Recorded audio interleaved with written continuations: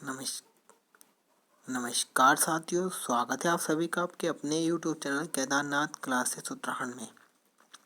साथियों, हमने अपनी जो फ्री टेस्ट सीरीज चला रखी है, जो कि आगामी परीक्षाएं बीडीओ, बीपीडीओ, आरओ और आपके क्लर्क 751 प्रवक्ता या आने वाली उत्तराखंड की जितनी भी भर्तियां हैं उन सभी के लिए महत्वपूर्ण होगी। इसमें हम आपको बहुत ही महत्वपूर्ण प्रश्नों कराते हैं। इससे पहले 6 पार्ट आ चुके हैं। अगर आपने अभी तक उन 6 पार्टों को नहीं देखा है तो उनको जाके देखिएगा। उन सभी 6 पार्टों का लिंक आपको डिस्क्रिप्शन में मिलेगा। अगर आपको वीडियो अच्छी लगी तो हमारे चैनल केदारनाथ क्लासेस को सब्सक्राइब करना ना भूलें।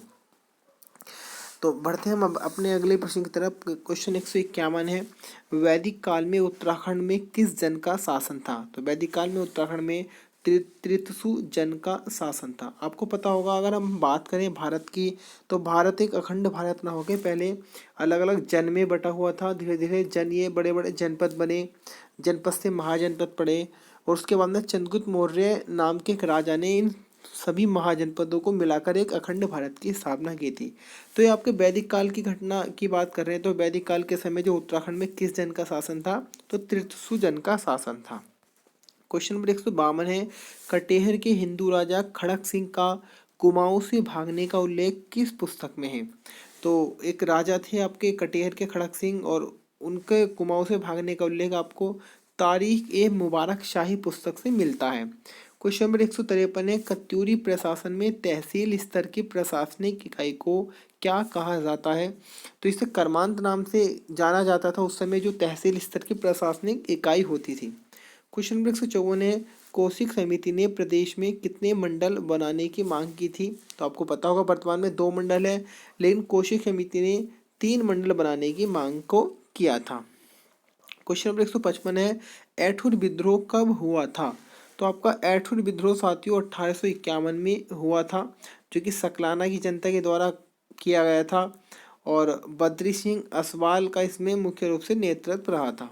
क्वेश्चन नंबर आपका 156 है, कुमाऊं में आबकारी विभाग की स्थापना किसने की? तो 1822 में कमिश्नर तेल ने आबकारी विभाग की स्थापना की थी। 157 क्वेश्चन है, स्टेटिक स्केच ऑफ कुमाऊनी पुस्तक किसकी है? तो ट्रेल महोदय की है। क्वेश्चन नंबर 158 है, सदर अमीन का पद किसके द्वारा सृजित किया गया? तो जनरल गोबान के द्वारा 1837 में सदर अमीन का पद बनाया गया था। क्वेश्चन नंबर 159 है, प्रदेश में प्रतीक चिन्हों का निर्धारण कब किया गया? तो प्रदेश में प्रतीक चिन्हों का निर्धारण आपके वर्ष 2001 में किया गया था। 160वां क्वेश्चन है, राज्य चिन्ह का आकार कैसा है? तो जो उत्तराखंड का हमारा राज्य चिन्ह आप देख पा रहे होंगे सामने, ये है। तो ये आपका हीरे के आकार का एक आपकी गोल मुद्रा है, उसके अंदर बना हुआ ये आकार है, जो कि आपका हीरे या समचतुर्भुज आकार का है। अगर मैं इसकी बात कर लूँ तो हमारा जो चिन्ह है इसमें 3 पर्वत की चोटियां इस प्रकार से आप देख पा रहे होंगे, 1, 2 और 3। इसमें जो मध्य वाला भाग है, ये वाला जो चोटी है ये लाल कलर की है और ये लाल रंग प्रतीक माना जाता है। क्वेश्चन बनेगा पृष्ठ का, अशोक या उत्तराखंड का जो राज्य चिन्ह है उसमें जो लाल रंग का पृष्ठीय भाग है वो किसका प्रतीक है? तो लाल रंग का जो ये पृष्ठीय भाग है ये आपका राज्य आंदोलनकारियों के रक्त का प्रतीक माना गया है। इसी जगह पर अशोक की लाट स्थित है, उसके मध्य लिखा हुआ है संस्कृत भाषा में सत्यमेव जयते। साथ ही साथ जो आपका ये चिन्ह है आपका, इसमें 4 लहरें दिखाई गई हैं, जो कि गंगा की 4 लहरें हैं और ये 4 अलग अलग प्रकार से हैं। इन्हें माना गया है गंगा, यमुना, रामगंगा और काली की ये लहरें मानी जाती हैं। क्वेश्चन नंबर 161 है, उत्तराखंड राज्य गीत कितने मिनट में गाया जाता है? तो उत्तराखंड राज्य गीत आपका 9 मिनट में गाया जाएगा। अगर मैं इसके लेखक की बात कर लूँ तो हेमंत बिष्ट ने 6 फरवरी 2016 को उत्तराखंड का राज्य गीत लिखा था। इसके अगर मैं गायक की बात कर लूँ तो नरेंद्र सिंह नेगी एवं अनुराधा निराला ने इसे गाया है।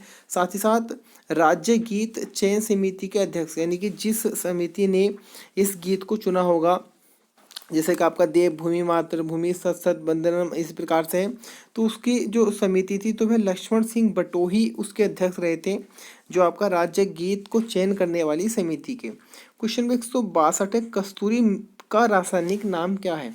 तो यहाँ पर कस्तूरी मृग की बात नहीं चली है। जो कस्तूरी मृग से कस्तूरी प्राप्त की जाती है, जो कि लिक्विड रूप में होती है और वो प्रति 3-3 वर्ष में प्राप्त की जाएगी। तो उसका रासायनिक नाम है कस्तूरी मिथाइल ट्राइक्लोरोपेंटाडेकेनोल। अगर हम कस्तूरी मृग की बात करें तो साथियों कस्तूरी मृग की जो औसत आयु मापी गई है वह 20 वर्ष है। अगर उत्तराखंड में इसकी प्रजाति की बात करें तो 4 प्रजाति पाई जाती है। इसका रंग भूरा होता है और इसके ऊपर काले धब्बे होंगे। कस्तूरी मृग को पता ही होगा आपका उत्तराखंड का राज्य पशु है। अगर इसके मैं कुल की बात कर लूँ तो अंगुलोटा कुल का है ये। अगर मैं इसका परिवार की बात कर लूँ तो मोशिडी परिवार का आता है कस्तूरी मृग। इसका गर्भकाल 6 माह का होता है और 3600 से 4400 मीटर की ऊंचाई पर आपका कस्तूरी मृग पाया जाता है। इसके मुख्य आहार की बात कर लूँ मैं तो केदार पाती कस्तूरी मृग का मुख्य आहार है। अगर मैं पशु जनगणना की बात करूं तो राज्य में 2003 में जब पशु जनगणना हुई थी तो कस्तूरी मृग की संख्या 274 थी और 2005 की जनगणना में इसकी संख्या 279 पाई गई। कस्तूरी मृग की बात करें तो संरक्षण के लिए कई कार्य किए गए प्रदेश में। सबसे पहले हम बात करें तो केदारनाथ वन्यजीव विहार की स्थापना की गई 1972 में, जो कि प्रदेश का सबसे बड़ा वन्यजीव विहार भी है। उसके बाद में मेहरुड़ी कस्तूरी मृग अनुसंधान 1977 में बागेश्वर में बना गया। उसके बाद में काचुला खर कस्तूरी मृग प्रजनन केंद्र जो कि चमोली में है, इसकी स्थापना 1982 में की गई थी। तो ये कार्य किए गए जिससे कस्तूरी मृग का संरक्षण हो सके। साथ ही साथ आपका अष्टकोट वन्यजीव विहार की स्थापना 1986 में की गई थी, जिसमें वर्तमान में सर्वाधिक कस्तूरी मृग है और उनकी संख्या 67 बताई जाती है। अगला है ब्रह्म कमल की अगर हम बात करें तो साथियों ब्रह्म कमल से भी बहुत सारे क्वेश्चन बनते हैं एग्जाम में। राज्य के आपका पुष्प है। अगर मैं इसके उपनाम की बात करूँ तो हिमालय पुष्पों का सम्राट कहा गया है। स्थानीय नाम ब्रह्म कमल का कोल पदम है। आपका महाभारत के वन पर्व में इसे सौगंधिक पुष्प कहा गया है। नेपाल में टोपगोला, हिमाचल में दूधा फूल और कश्मीर में गलगल के नाम से इसे जाना गया है। अगर मैं इसकी बात करूँ तो 4800 मीटर से 6000 मीटर की ऊंचाई पर आपका ब्रह्म कमल पाया जाएगा। अगर मैं इस ब्रह्म कमल के पौधे की ऊंचाई की बात कर लूँ तो पौधे में और ऊंचाई पाने में अंतर है। पौधे की ऊंचाई 70 से 80 सेंटीमीटर है और हिमालय श्रेणियों में कितनी ऊंचाई पर ये मिलेगा आपको 4800 मीटर से 6000 मीटर की ऊंचाई तक, क्योंकि आपको पता है हिमालय क्षेत्र में 6000 की मीटर की ऊंचाई से ऊपर अगर जाएंगे तो वनस्पति उगनी बंद हो जाती है। अगर इसके रंग की बात कर लें तो बैंगनी रंग का आपका ब्रह्मकमल फूल है। उसके बाद में मां नंदा देवी का प्रिय पुष्प भी आपका क्या है ब्रह्मकमल ही है। क्वेश्चन नंबर 163 है किस कमेटी की सिफारिश पर हरीश रावत ने ढोल को राज्य का वाद्य यंत्र घोषित किया। तो सभी को पता होगा राज्य का जो वाद्य यंत्र है वह आपका ढोल है और 2015 में हरीश रावत जी के समय में इसे राज्य वाद्य यंत्र घोषित किया गया था। और ये किस कमेटी की सिफारिश पे घोषित किया गया था तो भंडारे कमेटी की सिफारिश पे। अगर हम ढोल की बात करें तो 22 तरह के ताल बजाए जा सकते हैं ढोल से। राज्य के एकमात्र ढोल सागर के कहता उत्तम दास है। अगर मैं 22 तालों में से ये बात कर लूँ तो वह कौन सा ताल है जो मांगलिक कार्य शुरू करने में या शुभ कार्य शुरू करने से पहले बजाया जाता है, तो बड़े ताल देखने को मिलता है। क्वेश्चन में 164 है बुरांस किस प्रकार का वृक्ष है। तो बुरांस की अगर हम बात करें तो प्रदेश का राजकीय वृक्ष है, क्योंकि सदाबहार प्रकार का वृक्ष है। 1500 से 4000 मीटर की ऊंचाई पर पाया जाएगा। अगर मैं बुरांस की बात कर लूँ तो साथियों एरिकेसी कुल का है। वानस्पतिक नाम है रोडोडेंड्रेन आर्बोरियम। बुरांस के अन्य नाम की मैं बात करूँ तो नेपाल में गुरांस, हिमाचल में बुरांसु, मेघालय में तिनसा, कन्नड़ में बिली नाम से जाना गया है। अगर कुल प्रजाति की बात करूँ तो भारत में कुल 87 प्रजाति आपको बुरांस की देखने को मिलेगी। अगर बुरांस के में फूल जो होता है उसके रंग की बात करूँ तो चटक लाल है, लेकिन अगर 11000 मीटर से अधिक ऊंचाई पर आप जाएंगे तो बुरांस के जो फूल होते हैं वो आपको सफ़ेद रंग के देखने को मिलते हैं। साथ ही साथ बुरांस के जो फूल का जूस निकालते हैं वो हृदय रोग में लाभदायक होता है। उसके बाद हम बात करें तो भारत में सर्वप्रथम बुरांस के रोडोडेंड्रॉन आर्बोरियम प्रजाति कहाँ खोजी गई। जम्मू कश्मीर में खोजी गई थी। बुरांस के पुष्प खिलने का समय फरवरी से अप्रैल में मिलेगा और वन अधिनियम 1974 के तहत बुरांस को संरक्षित वृक्ष घोषित किया गया था। तो ये वो क्वेश्चन है जो बहुत इंपॉर्टेंट है एग्जाम की दृष्टि से। क्वेश्चन सिंपल सा बन सकता है कि किस वन अधिनियम के तहत बुरांस को संरक्षित वृक्ष घोषित किया गया। वन अधिनियम 1974, 75, 76, 77, या ऐसे भी आ सकता है कि कन्नड़ में क्या बोलते हैं बुरांस को, मेघालय में क्या बोलते हैं। तो क्वेश्चन कोई भी बन सकता है, सभी क्वेश्चन इंपॉर्टेंट है, इनको लिख के चले। उसके बाद में अगला हमारा टॉपिक है, हम समझिएगा मोनाल का। तो मोनाल की हम बात करें तो 2500 से 5000 मीटर में पाया जाएगा। इसके परिवार की बात कर लें तो फेजेंड ये परिवार का है। वैज्ञानिक नाम है लोफोफोरस इम्पीजेनस। कश्मीर में सुनाल, हिमाचल में नीलेगिरी, सिक्किम में चोमादांग, नेपाल में डंकन, भूटान में बुप नाम से इसे जाना जाता है। अगर मैं सर्वाधिक मोनाल की बात कर लूँ तो केदार घाटी में पाया गया। साथियों इसे मन्याल नाम से भी जाना जाता है। अगर मैं बात कर लूँ कि इसका मुख्य आहार क्या है मोनाल का, तो आलू देखने को मिलता है। राज्य वन्यजीव संरक्षण बोर्ड ने पहली जनगणना जब की 2008 में, तो प्रदेश में 919 जनसंख्या पाई गई थी मोनाल की। उसके बाद में हम बात करते हैं कॉमन पीकॉक, यानी कि जो हमारा राष्ट्रीय तितली है। और ये इम्पोर्टेंट फैक्ट है, 7 नवंबर 2016 को राज्य तितली घोषित किया गया उत्तराखंड की किसी कॉमन पीकॉक को। लोग मोर के नाम से भी जाना गया है। वैज्ञानिक नाम है पेपिलियो बाइनर।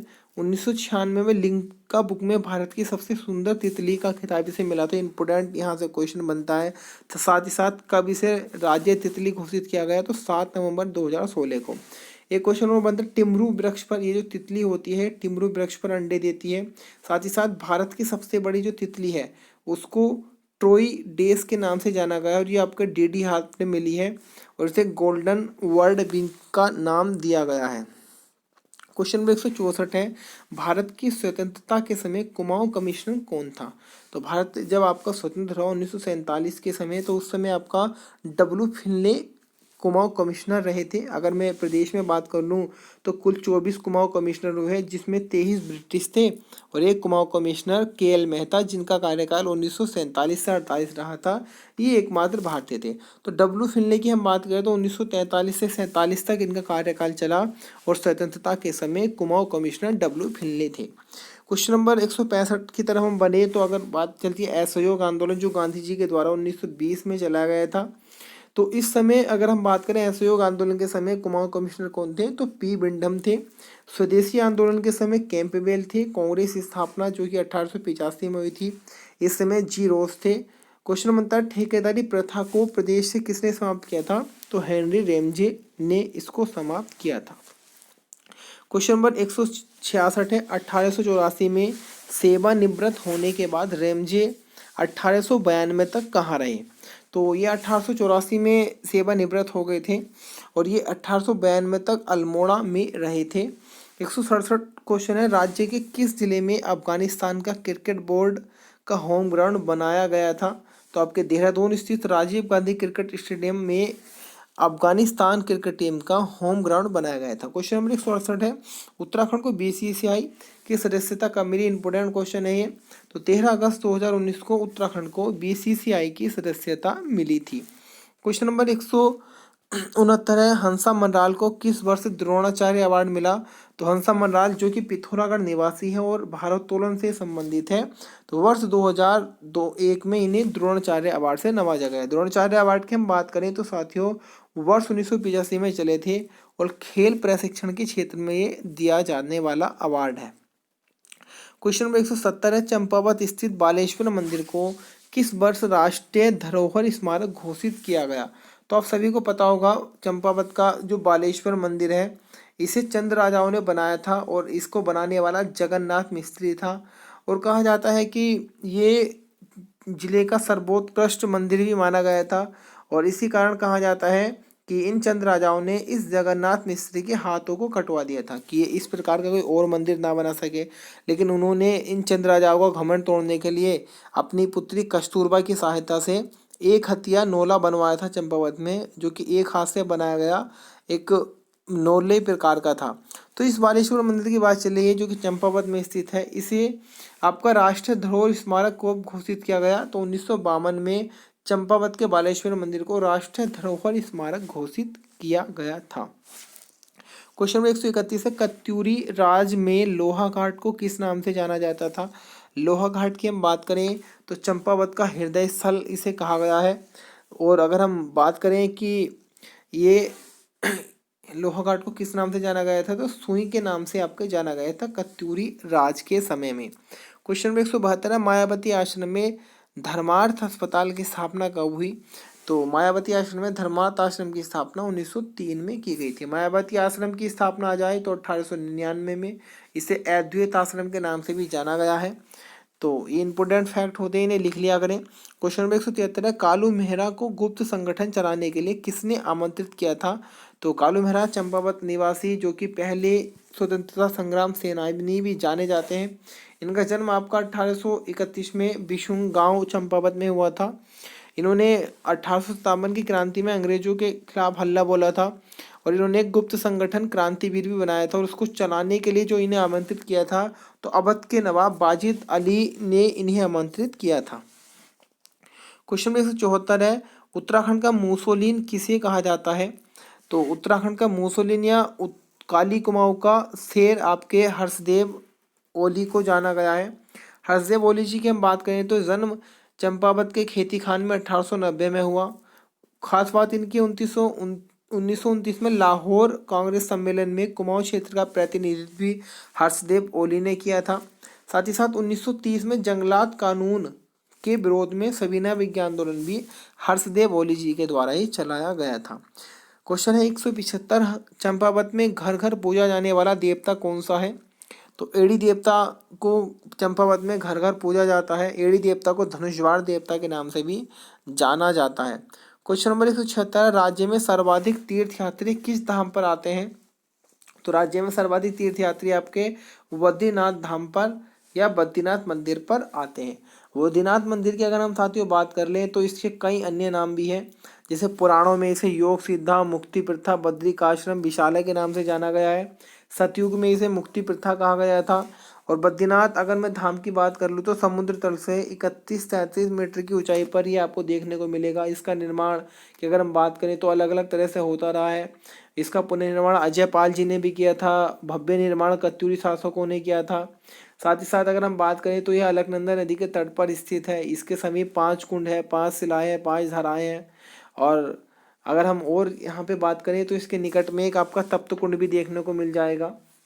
तो बहुत सारे फैक्ट हैं, लेकिन जो दो विवादित फैक्ट अभी हम देखने को मिले बद्रीनाथ धाम से, जो कि अभी हाल ही में आबकारी का पेपर हुआ था। पहला एक विवाद मिल रहा है कि इस मंदिर को बनाने के लिए भूमि दान किसने दी थी।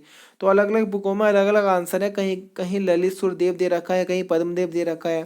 साथ ही साथ इसके अगर हम भाग की बात कर लें तो कुछ बुकों में 4 भाग, कुछ बुकों में 3 भाग। तो विवादित क्वेश्चन बन जाते हैं और जो अभ्यर्थी भी होता है वो काफ़ी बार ऐसे क्वेश्चन में बहुत डाउटफुल रहता है कि इसका सही आंसर क्या होगा।